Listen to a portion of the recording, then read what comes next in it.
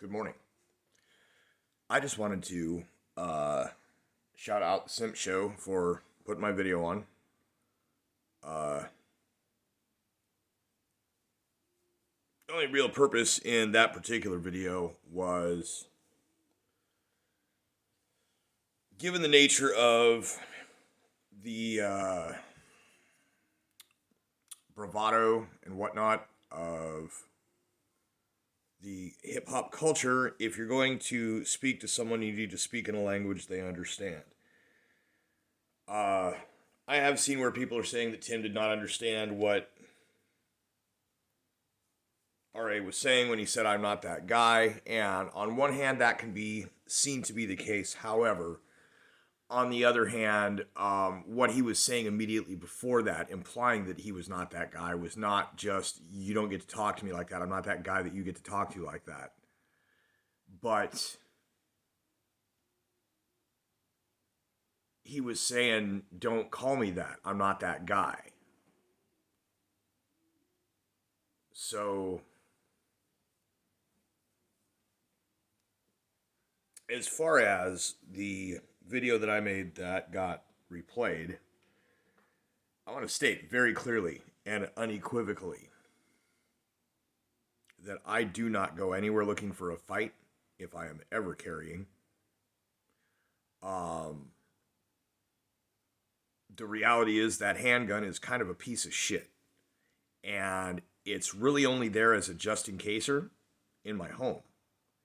And the real reason I own that gun is because the caliber of bullet that it fires leaves a shell casing that is the perfect size to be then remade into a jacketed hollow point for my main firearm, which is my lever gun.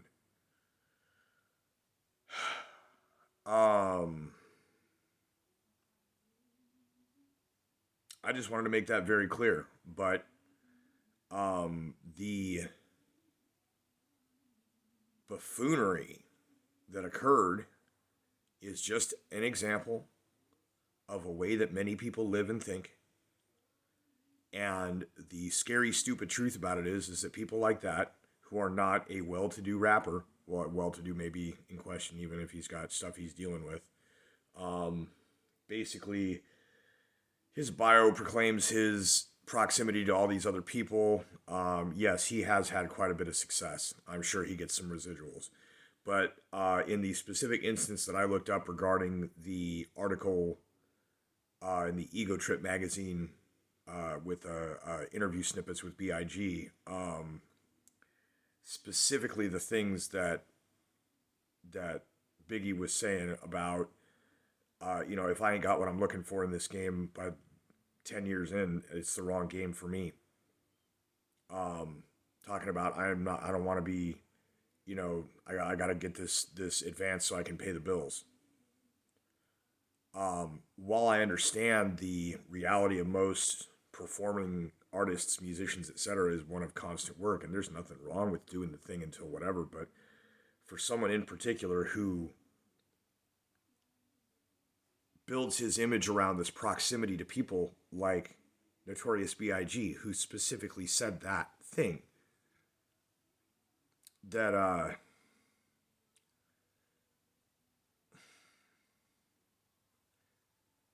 ultimately what I've come to, spent the night driving, thinking, working, chit-chatting coworkers, and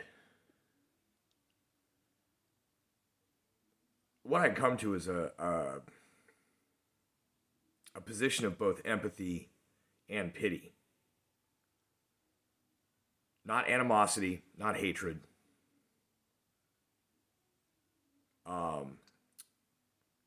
I am an empath and I feed off of others' emotions, and I caught that one from half a country away.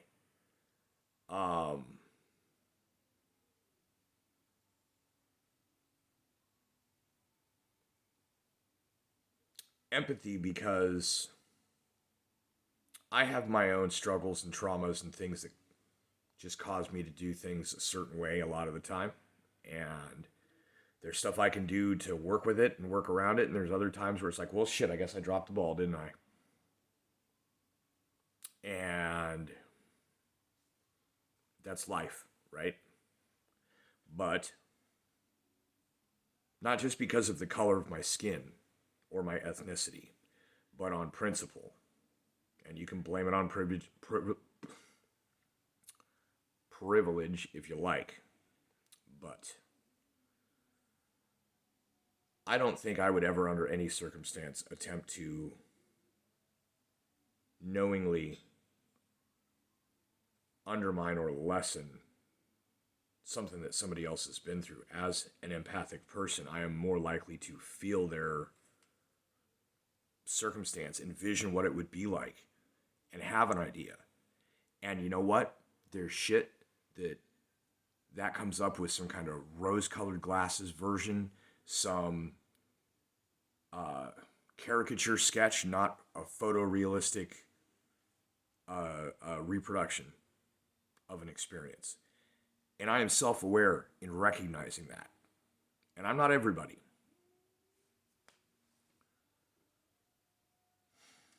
I empathize because we are all formed by our environments, our situations, and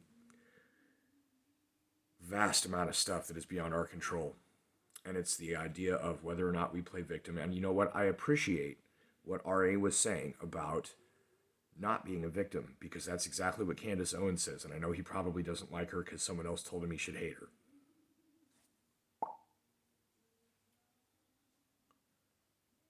Pity, because part of the circumstances that dude can't control is his dad, who he's obviously talked about. The guy had some stuff he went through, and world change, all kinds of stuff, man. That goes the sympathy, empathy part, but the pity is that apparently his dad never taught him to think before he speaks. The reason I don't walk around with a gun on me, even though I own two, is because I don't put myself in situations where that's necessary. And if I do get a hunch that maybe I ought to have a piece, I might have a piece. But I also live in a state where that's constitutional. It's legal. It's a right. But I don't go looking for anything. I don't want anything to come looking for me.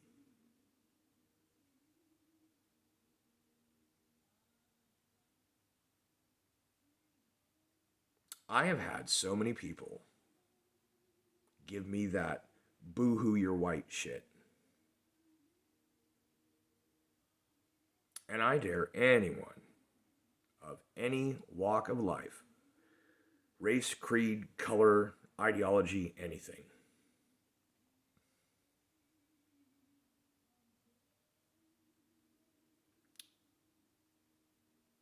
starve,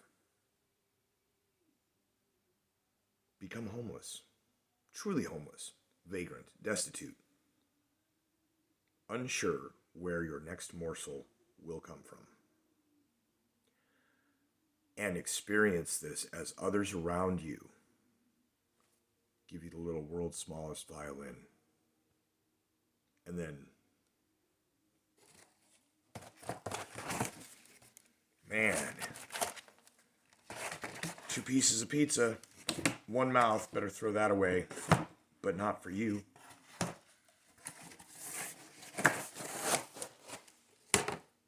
And tell me how that feels. I did not literally starve because I am good with saving money and not spending extras. Can't control the events and circumstances that require money. Vehicle problems, cat health, losing a big bill.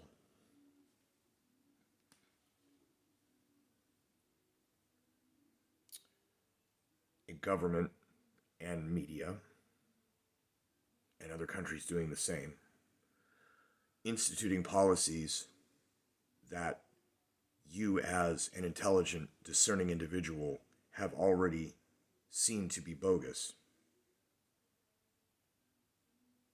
Make it so that you can't find work. Make it so that you can't pay the bills, feed yourself, anyone under your care, whether it's cats, dogs, or people, or fish or gerbils, or snakes, or hedgehogs.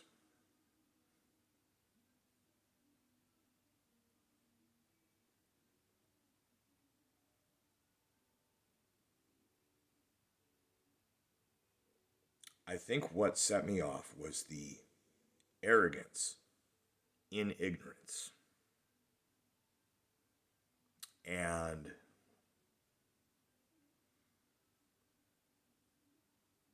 there are people that it's like that's the only way to get them to listen. And even there, you'll get their attention, but they may not hear what you're saying. And people that can't be gotten through to, I already made a video about that.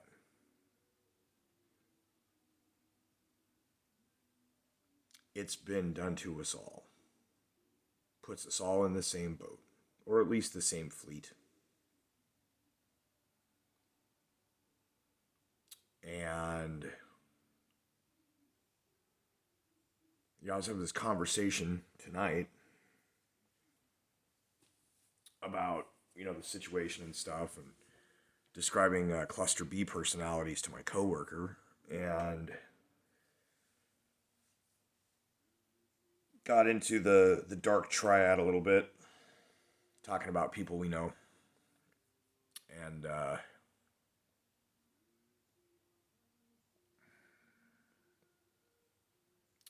trauma-based mind control has been imposed on basically everyone.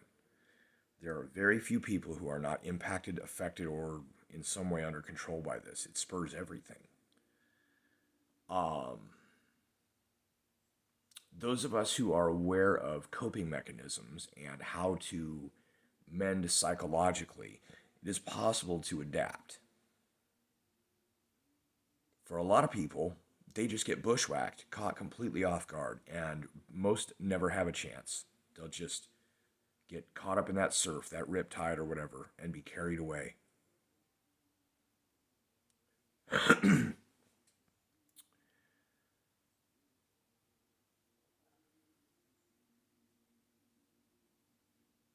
So we've basically all been kind of pressed into something resembling cluster B or dark triad adjacent. This makes us all oppressed. Kind of relates to the topics of the videos here recently, of the stuff yesterday, the virality, and the goofy whack rapper. I'll reserve my judgment of whether or not he's actually any good when I can stand to listen to anything he has to say in a song. But you got to put that into perspective of everything else. The person who creates the music. Yes, if I become disgusted enough with an artist, and I'm not talking about some little political shit, it's like, I don't think I will ever listen to Lost Prophets again.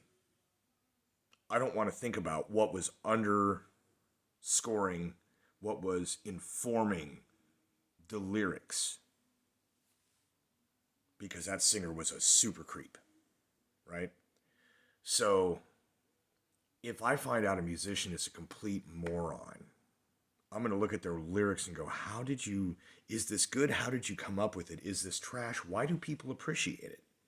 Because I'm not going to lie, there's a lot of stuff in modern rap and hip hop that people are just like, oh, this is so good. And it's like, what it ultimately comes down to is the production of the music, not the lyricism or the words. Of course, there's exceptions. There are some great ones out there, don't get me wrong. But they're not getting the number one spot all the time. Well, seldom. Yeah, so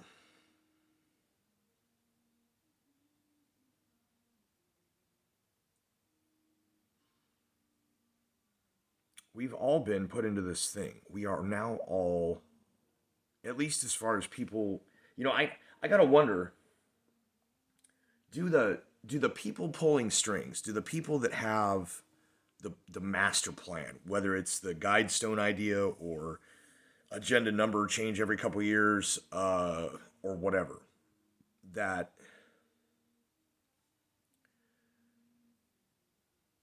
do those people knowing what they're doing, do they still get affected by the propaganda, or do they just see it and it's like, you see a kid watching a cartoon and they're all into it and you're like, oh, isn't that sweet? Because aside from those people, everybody else is now in the same class of oppressed. So to set us on each other, it really is a method of control. It really is an insidious way of having us self-govern. I'm sorry I'm messing with my hair, but I put it up under my hat at work so I don't have to wear it down at my neck. It means a ponytail up here. I'm trying to get my hair back into shape.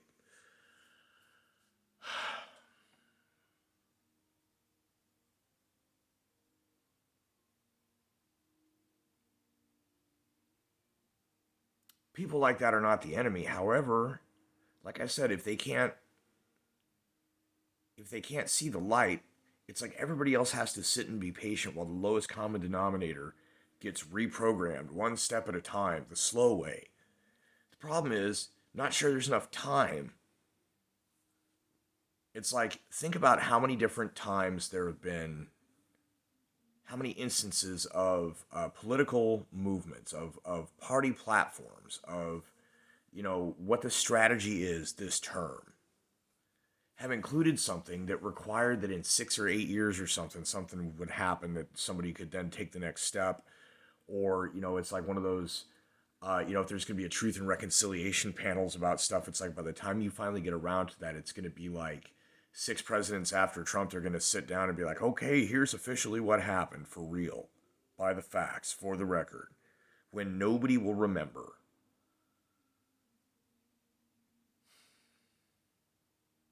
So, anyways, I just wanted to clear up that I have no violent intention. I have not been spurred to anything by this other than the thought of, I just want to be clear.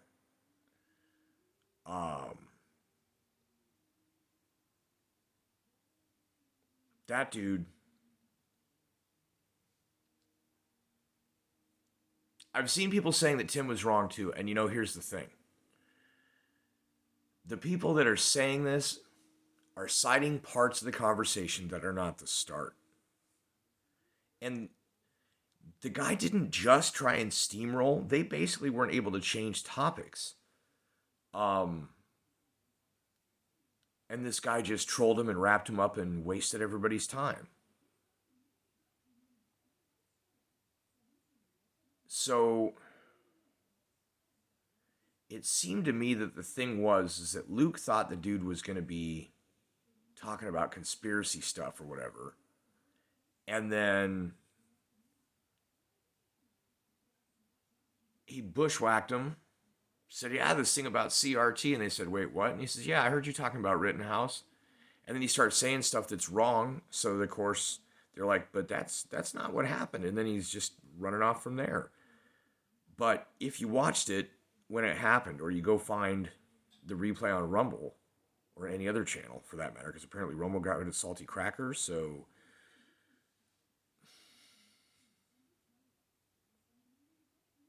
Anyways,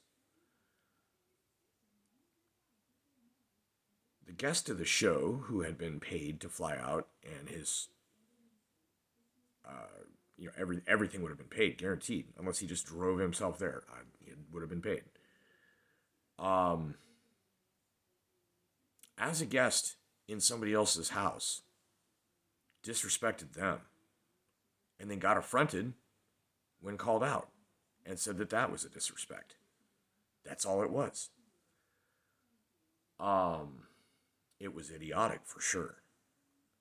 The point of my video was that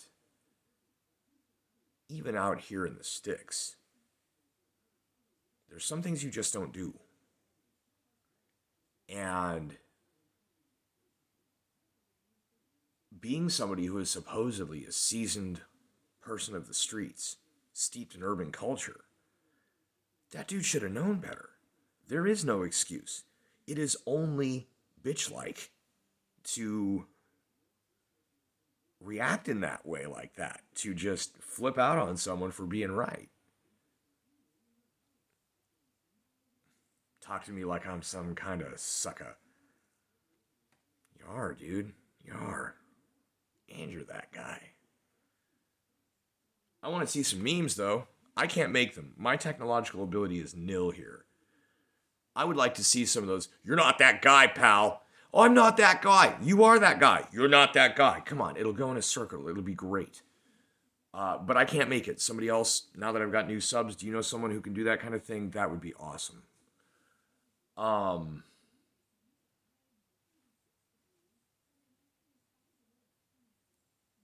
Where Tim was wrong was in assuming full responsibility.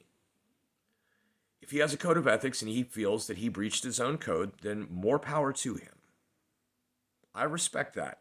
I have rules, I try and follow them. When I fail them, I don't want to say I chastise myself or whatever, but it's like, we make mistakes, we acknowledge them, we move on. But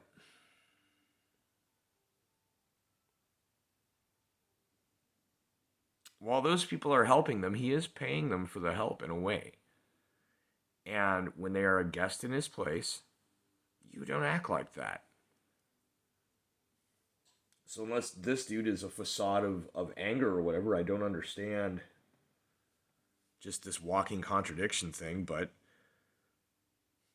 I guess to close it out, because I'm running out of time on this video, the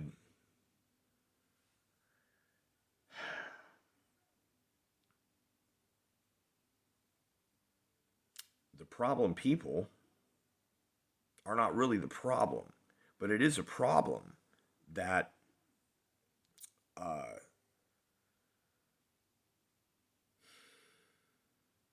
I'm so tired.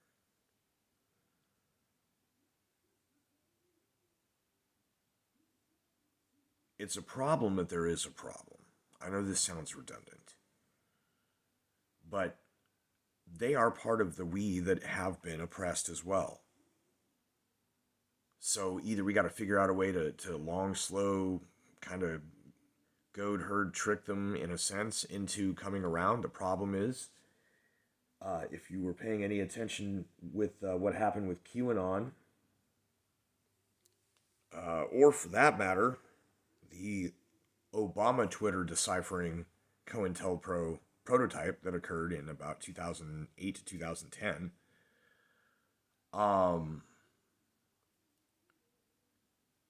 Maybe it was '07. Anyways, it was something to behold. His political campaign included something very much like Q.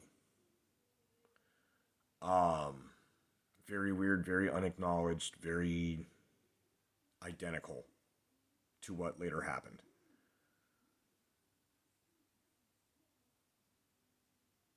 This crap has been done to all of us. We have to figure out how to get the other people to come around. But using deception to convince someone of something which is nonetheless true, I think has some serious implications and consequences that we need to consider before using something like that. But other than that, I'm not sure there's really anything. You can't. It's like the lead a horse to water can't make it think, or whatever the saying is. Um, in closing, I will just say the nose causes the tail.